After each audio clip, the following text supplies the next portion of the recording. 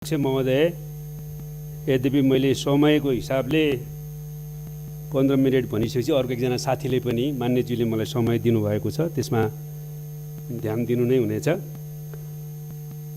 सम्माननीय अध्यक्ष महोदय, नेपाली जनताले 7 दशकभन्दा बढी लामो सङ्घर्ष गरेर, बलिदानीपूर्ण सङ्घर्ष गरेर नेपालमा ठुलो ऐतिहासिक राजनीतिक परिवर्तन हासिल गर्यौं र त्यसलाई हामीले नेपालको संविधानमा नेपाली जनताका प्रतिनिधिहरूले आफ्नो सार्वधिकारको प्रयोग गरेर संस्थागत गर्यौं र नयाँ संविधान निर्माणको प्रक्रिया पछि संविधान क्रियान्वयनको प्रक्रिया अगाडि बढायौं। वास्तवमा नेपालका सबै लोकतन्त्रवादी शक्तिहरूको लागि एउटा गर्वको विषय रह्यो कि नेपालमा नेपाली जनताले 6 दशकभन्दा बढी सङ्घर्ष गरेर एउटा नयाँ मोडेलको लोकतन्त्र, परम्परागत संसदीय गणतन्त्र भन्दा उन्नत प्रकारको समाजवाद उन्मुख समावेशी लोकतन्त्र स्थापित गरे। राजनीतिक प्रणालीको हिसाबले सङ्घीय लोकतान्त्रिक गणतन्त्र र सामाजिक सार्थत्वको हिसाबले समाजवाद उन्मुख समावेशी लोकतन्त्र स्थापित गरियो। त्यो सबै लोकतन्त्रवादीहरूको लागि गर्वको विषय हो र नेपाली कम्युनिस्टहरूको लागि भने अझ गर्वका अतिरिक्त ऐतिहासिक अवसर प्राप्त भयो। आफैले निर्माण गरेको संविधान, आफैले जारी गरेको संविधान, त्यो संविधान कार्यान्वयनको प्रक्रिया अन्तर्गत निर्वाचनमा गएपछि नेपाली जनताले यो संविधानको कार्यान्वयन गरेर राजनीतिक उपलब्धिहरूलाई सामाजिक आर्थिक क्षेत्रमा रूपान्तरण गर्ने, सामाजिक न्यायसहितको समृद्ध मुलुक बनाउने, समाजवादको आधार तयार पार्ने र समाजवाद निर्माणको दिशातिर अगाडि बढ्ने जनादेश पनि हामीलाई दियो र वास्तवमा नेपालमा शान्तिपूर्ण प्रतिस्पर्धाबाटै संवैधानिक बाटोबाट नै 21औं शताब्दी अनुरूपको नयाँ मोडेलको समाजवाद निर्माण गर्ने ऐतिहासिक अवसर नेपाली कम्युनिस्टहरूलाई प्राप्त भयो र आजको हाम्रो ऐतिहासिक जिम्मेवारी यही संविधानको कार्यान्वयन गरेर सामाजिक आर्थिक रूपान्तरण गर्ने, समाजवादको आधार तयार पार्ने र समाजवादको दिशातिर अगाडि बढ्ने हो। तर सम्माननीय अध्यक्ष महोदय, त्यही सङ्घर्षको परिणाम स्वरूप आज सम्माननीय अध्यक्षको त्यो सिटमा आसीन हुनुहुन्छ। म आज यहाँ राष्ट्रिय सभाको यो गरिमामय अधिवेशन बैठकमा बोल्ने अवसरबाट युक्त छु र हामी बोलिराखेका छौँ। तर यही 77 साल पुस 5 गते सम्माननीय प्रधानमन्त्री केपी ओलीको नेतृत्वको सरकारले संविधानको ठाडो उल्लङ्घन गरेर नेपालमा संविधानले दिँदै नदिएको अधिकार प्रयोग गरी प्रतिनिधि सभा विघटन गर्ने असंवैधानिक कदम चालियो। यो कदम असंवैधानिक मात्रै होइन, यो अलोकतान्त्रिक हो, यो प्रतिगामी हो र यो स्वेच्छाचारी र निरङ्कुश कदम हो। यसले नेपालमा नेपाली जनताले लडेर ल्याएको उपलब्धिहरूलाई खोज्ने काम गरेको छ, अपहरित गर्ने काम गरेको छ। यो तत्कालको एउटा प्रतिगामी कदम मात्र होइन, यसले समग्र प्रतिबन्धको आधार तयार गर्ने त होइन भन्ने ठुलो आशंका पैदा गरेको छ र हामीले ल्याएको ऐतिहासिक राजनीतिक परिवर्तनमाथि कालो बादल मड्यारिन थालेको छ। तर नेपाली जनताले यसलाई कुनै पनि हालतमा रक्षा गरी छाड्नेछन् भन्ने सङ्कल्प गरेका पनि छन्। म प्रश्नसँग भन्न चाहन्छु सम्माननीय अध्यक्ष महोदय, के यो संवैधानिक छ? कसैले भन्न सक्छ यो संवैधानिक छ? त्यतिखेर संविधान निर्माण गर्दा हामी सबैले राष्ट्रिय राजनीतिक एकता कायम गर्यौं, राष्ट्रिय राजनीतिक सहमति कायम गर्यौं कि अब राजनीतिक स्थिरता सुनिश्चित गर्नका निम्ति पहिला जस्तो संसद विघटन गर्ने अधिकार अब कुनै प्रधानमन्त्रीलाई नदिने भनेर राष्ट्रिय राजनीतिक सहमति कायम गर्यौं। त्यो राजनीतिक सहमतिको आधारमा संविधानमा हामीले त्यो व्यवस्था गर्यौं। यो सबैलाई थाहा छ, नेपाली आम जनतालाई थाहा छ कि राष्ट्रिय राजनीतिक सहमति त्यतिखेर के थियो र अहिले संविधानविद, कानुन व्यवसायी, कानुनको विद्यार्थी मात्र होइन, संविधानको धारा अक्षर पढ्न सक्ने सबै नेपालीलाई थाहा छ कि संविधानमा प्रधानमन्त्रीलाई संसद वा प्रतिनिधि सभाको विघटन गर्ने कुनै विषयाधिकार छैन। त्यति हुँदाहुँदै पनि संविधानमा हुँदै नभएको अधिकारको प्रयोगको हवाला दिँदै संविधानलाई माथि घात गरियो र प्रतिनिधि सभा विघटन गरियो। सम्माननीय अध्यक्ष महोदय, यो संविधानको धारा 76 को 1, धारा 76 1, 2, धारा 76 3, धारा 76 5, 4वटा धाराहरूले सरकार निर्माणको विकल्पहरू प्रदान गरेको छ। पहिलो विकल्प, बहुमत प्राप्त दलको नेता प्रधानमन्त्री हुन्छन्। त्यस्तो हुन सकेन भने दुईभन्दा बढी पार्टीहरूको समर्थन प्राप्त व्यक्तिले सरकार गठन गर्छ। त्यो पनि हुन सकेन भने सबभन्दा ठुलो पार्टीलाई सरकार बनाउने अवसर दिइन्छ, त्यो पनि भएन भने त्यतिखेर कुनै प्रतिनिधि सभाको सदस्यले मलाई बहुमत छ भन्ने कुनै आधार देखायो भने उसलाई पनि संविधानको धारा 76(5) अन्तर्गत अवसर दिइन्छ।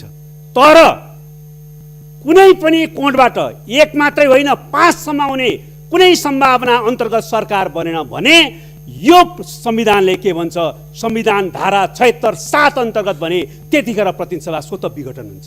त्यसकारणले प्रतिनिधि सभा विघटन गर्ने अधिकार विशेषाधिकार दिएको छैन। सरकार बन्नै सकेन भने प्रतिनिधि सभा विघटन हुने अवस्थाको उल्लेख गरेको छ संविधानले। र प्रधानमन्त्रीलाई विशेषाधिकार होइन, अधिकार होइन। यदि सरकार बन्नै नसक्ने स्थिति भयो भने दुई खालको प्रधानमन्त्रीलाई प्रतिनिधि सभा विघटनको अवस्थाको निम्ति बाध्यकारी दायित्व दिएको छ, विघटनको सिफारिस गर्न, अधिकार होइन। त्यतिखेर विघटनको सिफारिस गर्नै पर्छ। जब सरकार बन्दैन वा सरकार बन्ने विकल्प अन्तर्गत बनेको प्रधानमन्त्रीले विश्वासको मत प्राप्त गर्न सक्दैन, त्यसपछि 30 दिनभित्र प्रतिनिधि सभा स्वतः विघटन हुने र 6 महिनाभित्र निर्वाचन हुने प्रावधान छ। त्यसको निम्ति म चाहिँ सिफारिस गरौँ कि नगरौँ भन्न पाउँदैन। अधिकार भनेको गरौँ कि नगरौँ भन्ने हो। त्यतिखेर प्रतिनिधि सभा स्वतः विघटन हुन्छ। त्यो विघटनको औपचारिकता पुरा गर्नलाई प्रधानमन्त्रीले विघटनको सिफारिस गर्न बाध्यकारी हुन्छ। त्यस कारणले गर्दाखेरि अहिलेको संविधानको धारा 76ले कहीँ कतै संविधानको कुनै धाराले प्रधानमन्त्रीलाई प्रतिनिधि सभा विघटन गर्ने अधिकार दिएको छैन। त्यो प्रश्न छ, त्यसकारण यो असंवैधानिक हो। र भनिन्छ धारा 85 को एउटा हरफ यस संविधान बमोजिम प्रतिनिधि सभा विघटन हुनुभन्दा अगाडि भन्ने शब्दको प्रयोग टिपेर त्यो त विघटन हुन सक्ने रहेछ नि भनिन्छ। म फेरि भन्न चाहन्छु, विघटन गर्ने अधिकार छैन। विघटन हुने स्थिति छ सरकार नबनेको अवस्थामा। कुनै मान्छेले बकपत्र दियो अथवा कुनै आफ्नो सम्पत्ति मृत्युपछि सेकपछि अरू कसैलाई दिने भनेर शब्द फेला पार्यो भने मारेर दिने भन्ने अर्थ लाग्छ सभामुख महोदय। त्यसकारणले यो पूर्ण रूपमा असंवैधानिक छ, संविधान विरोधी छ, त्यसमा कुनै दुविधा छैन। अब अर्को पक्ष पनि आएको छ, यो संवैधानिक त कसैले भन्न सकेका छैन। पूर्व प्रधान न्यायाधीशहरू, बारका पूर्व अध्यक्षहरू, पूर्व महान्यायाधिवक्ताहरू, सबै कानुन व्यवसायीहरू, सबै राजनीतिक पार्टीका नेताहरू, राजनीतिक पार्टीहरू, सबै बुद्धिजीवीहरूले एक स्वरले भनेको छ असंवैधानिक र अलोकतान्त्रिक छ भनेर।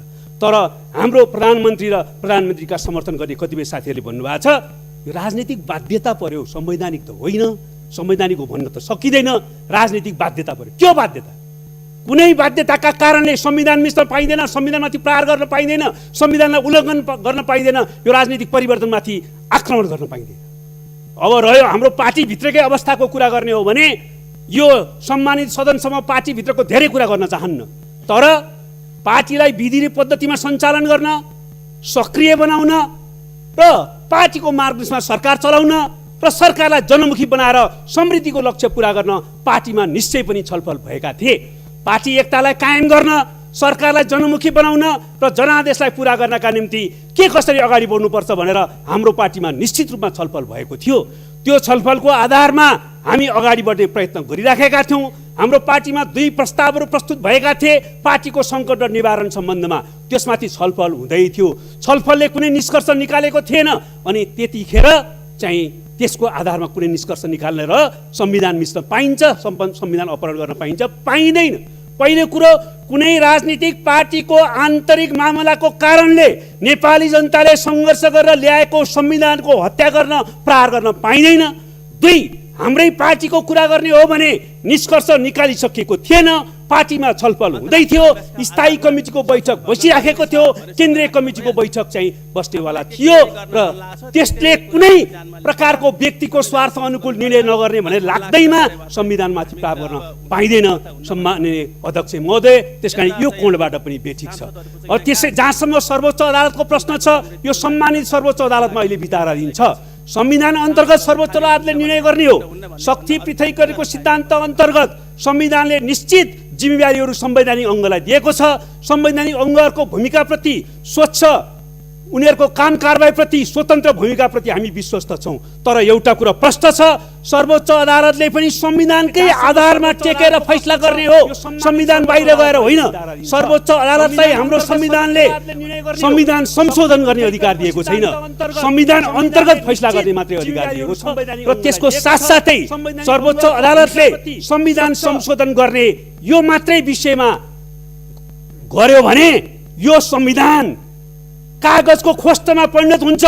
संविधानमा हुँदै नभएको प्रावधान कसैले प्रयोग गर्ने र त्यसलाई अनुमोदन गर्न संविधान संशोधनको फैसला सर्वोच्च अदालतले गर्यो भने यो कागजको खोस्टमा संविधान परिणत हुन्छ, संविधान च्यातिएको अवस्था हुन्छ र समग्र व्यवस्थामाथि एउटा प्रहार हुन्छ र समग्र व्यवस्था उल्टिने प्रतिगमनको दिशातिर जाने खतरा हुन्छ। त्यो कुरा कुनै पनि हातमा सही हुन सक्दैन। त्यसैले संविधान सम्मत ढङ्गले अदालतले फैसला गर्नेछ भन्ने कुरा हामी विश्वस्त छौँ। जहाँसम्म सम्माननीय अध्यक्षज्यू अहिलेको परिस्थितिको कुरा छ, सम्माननीय प्रधानमन्त्रीज्यूलाई पनि त्यत्रो लोकतन्त्रको सङ्घर्ष गर्नुभयो, उहाँ जेल बस्नुभयो। अहिले म फेरि भन्न चाहन्छु, हाम्रो कुनै पदीय स्वार्थमा घात हुने भन्ने कसैलाई लाग्यो भने वा हुने नै भयो भने पनि पार्टी एकता पनि पदका निम्ति र संविधान पनि लोकतन्त्र पनि पदका निम्ति, पार्टी विधान पनि पदका निम्ति, संविधान पनि कुनै पदका निम्ति आफ्नो पदको रक्षा नहुने भयो भने पार्टी एकता पनि भङ्ग, लोकतन्त्रमाथि पनि प्रहार, पार्टी विधान पनि मान्दिन, संविधान पनि मान्दिन भन्न पाइँदैन सभामुख महोदय। त्यसै कारणले म विनम्रतापूर्वक अनुरोध गर्न चाहन्छु, अहिले पनि अवसर छ त्यो असंवैधानिक घोषणाप्रति आत्मालोचना गर्दै अब प्रतिनिधि सभा सुचारू होस् भन्ने दिशातिर प्रधानमन्त्रीज्यू पनि आयो भने एउटा सिलसिला सुरु हुन्छ, संविधानलाई ट्र्याकमा राखिन्छ, लोकतन्त्रको रक्षा गरिन्छ। त्यति मात्रै होइन, एकीकृत नेपाली कम्युनिस्ट आन्दोलन अगाडि बढाउने, हाम्रो पार्टी एकतालाई फेरि एकताबद्ध गरेर अगाडि बढाउने सम्भावना पनि पैदा हुन्छ। त्यसको निम्ति पनि म अनुरोध गर्न चाहन्छु। र अन्तमा सम्माननीय अध्यक्ष महोदय, हामीले यतिखेर हाम्रा पुर्खाहरूलाई सम्झौँ। यति सुन्दर देश दियो, सबै उपनिवेश हुँदा पनि यो महादेशमा हाम्रो देशलाई स्वतन्त्र बनाएर राख्नुभयो हाम्रा पुर्खाहरूले। हाम्रा पुर्खाहरूले सगरमाथाको देश दिनुभयो, लुम्बिनी बुद्धको देश दिनुभयो, जनकपुरको देश दिनुभयो, जनकको देश दिनुभयो र सारा देशभित्र जलवायुको हिसाबले, हावापानीको हिसाबले, विकासका सम्भावनाको हिसाबले यता सम्भावना भएको देश दिनुभयो। र अहिले हामीले त्यो सम्भावनालाई साकार पार्नको निम्ति समृद्ध नेपाल बनाउनु निम्ति लोकतन्त्रको निम्ति लड्यौँ र लोकतान्त्रिक नेपालको स्थापना गर्यौँ। अब हामीले त्यो लोकतन्त्रको रक्षा गरेर, लोकतन्त्रलाई अझ विकास गरेर, संविधानका कमी कमजोरलाई अझ परिमार्जन गरेर हामीले सामाजिक आर्थिक रूपान्तरण गरेर समृद्ध नेपाल बनाएर शिक्षा, स्वास्थ्य, रोजगारी, खाद्यान्न, आवास सबै मौलिक अधिकारको ग्यारेन्टी गरेर आम जनतालाई परिवर्तनको अनुभूति आफ्नै पोल्टामा प्राप्त गर्ने स्थिति सिर्जना गरेर समृद्ध नेपाल र समाजवादी नेपाल बनाउनु हो। त्यो हाम्रो पुर्खाको स्मृति गरेर हामीले कसरी सामना गर्न सक्छौँ? के भनेर सामना गर्न सक्छौँ?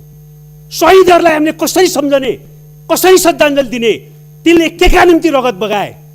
फेरि लोकतन्त्र ल्याउने, फेरि लोकतन्त्र मिच्ने अनि प्रतिगमनको विरोधी फेरि सङ्घर्ष गरिराख। समृद्ध नेपाल बनाउनु छैन। आदिवासी जनजाति, महिला, दलित, अल्पसङ्ख्यक समुदाय, आम शोषित पीडित जनतालाई, पिछडेको जनतालाई जीवन फेर्न समृद्ध नेपाल बनाउने काम गर्नु छैन। फेरि संविधान मिच, लोकतन्त्रको हत्या गर, फेरि प्रतिगमन विरोधी आन्दोलन गर। यसैको निम्ति हो त हामीले सङ्घर्ष गरेको र शहीदहरूले बलिदान दिएको, हाम्रो पुर्खाले यो देश हामीलाई दिएको। त्यसकारणले पुर्खालाई स्मरण गरौँ, शहीदहरूलाई स्मरण गरौँ, उनीहरूलाई श्रद्धाञ्जली दिँदै राखेर सोचौँ। हामी सबैले आत्मालोचक पनि हौँ। कुनै एउटा व्यक्तिलाई मात्रै पनि म भन्दिनँ, राजनीतिक पार्टीहरू, राजनीतिक नेताहरू, हामी सबै आत्मालोचक हौँ। हामीले के गरिराखेका छौँ? हामी सबैका कमी कमजोरीप्रति पनि हामी आत्मालोचक हौँ। यो नयाँ नेपाल बनाऊँ, त्यसको निम्ति हामी अगाडि बढौँ। तर एकातिर सधैँ प्रतिगमन हुने र प्रतिगमन लडिरहने, जनताको जीवन बर्बाद हुने, जनजीविकाको समस्या त्यस्तै भइरहने, 40 लाख नेपाली श्रमिकहरू विदेशमा बसिरहनु पर्ने, रगत पसिना विदेशी भूमिमा सुहाइरहनु पर्ने र नेपालको राजनीति चाहिँ राजनीति फेरि सत्ताको फोरी खेलो भन्ने स्थिति बनिरहने हो त। त्यसैले प्रतिगमन होइन, लोकतन्त्रको विकास गरौँ, समृद्ध नेपाल बनाऊँ। राजनीति फोहोर खेल होइन, राजनीतिलाई सफा गरौँ। विचार, सिद्धान्त, राजनीति, नीतिज्ञता, मूल्यको आधारमा अगाडि बढौँ। त्यसको निम्ति म सबैलाई अपिल गर्दै बिदा हुन्छु। धन्यवाद।